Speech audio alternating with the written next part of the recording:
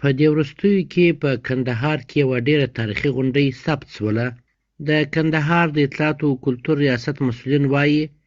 دا مهال له دوی سره د کندهار په ښار او ولسوالیو کې نږدې 100 تاریخي ابدې ثبت دي. په یاد ریاست کې د هنر او فرهنګ امیر عبدالشکور څپان چې د ناکودک په نامه دغه تاریخي غونډۍ یې له نږدې لیدلې،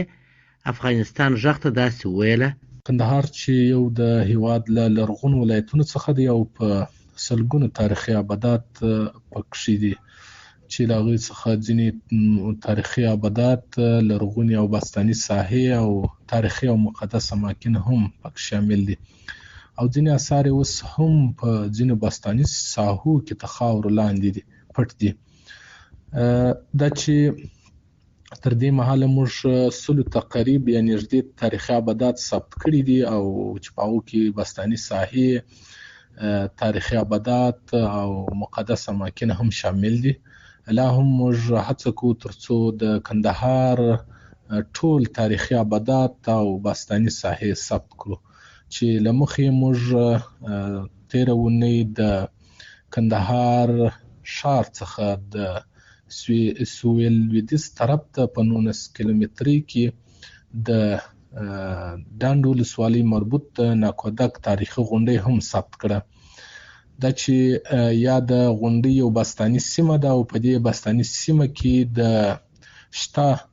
لوښو د ټوټو یا هغه کودرکې چې ورته وایي، هغوی په دغه ساحه کې لیدل کېږي. نو د دې موخې څخه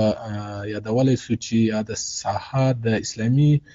او یا له اسلام څخه وړاندې دورو پورې تړاو لري. دا چې د غونډۍ په پورتنۍ برخه کې د څلو نښې نښانې هم څرګندېږي، او د غونډۍ د لاندني کلتوري برخې ختیځ لوري ته هم ځینې کوچني سمڅې یا غار غوندې ډول وطاق هم شته، چې دغه وطاق په چت برخه کې د اومو د خښتو څخه استفاده شوې ده. دغه د اومي خښتې یا د غټو خښتې دي چې پکښې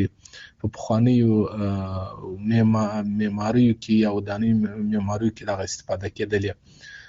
هغه نښانې چې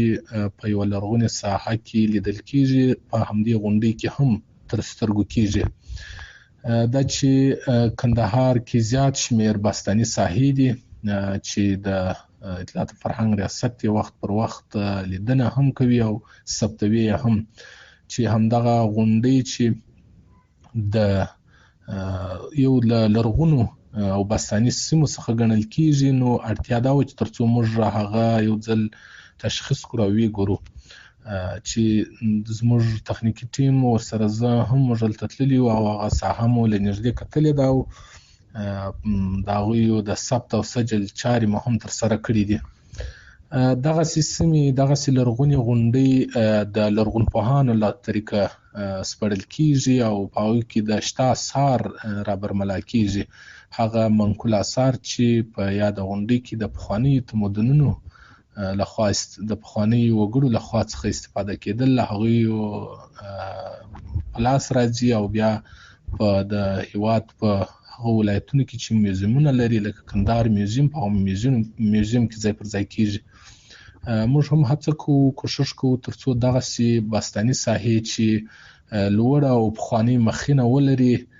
هغوی لومړی ثبت او تسجیل کړو، او بیا وروسته د اطلاعات فرهنګ وزارت کې د لرغونپېژندنې انسټیټیوټ او د باستانشناسۍ ریاست له لوري څخه دغه ساحات تر رسمي کیندنو لاندې ونیول شي، ترڅو موږ پکښې منقول او غیر منقول اثار په لاس راوړو. نو هڅه مو دا ده ترڅو په کندهار کې ټولې باستاني ساحې ثبت کړو، او ترڅو زموږ د هیواد دغه معنوي شتمنۍ وساتل شي، او هغه اثار چې زموږ ستاسو د پخوانیو نیکهګانو یا پخوانیو تمدنونو څخه موږ تاسو ته راپاته دي، هغه باید میوزیم ته وسپارو.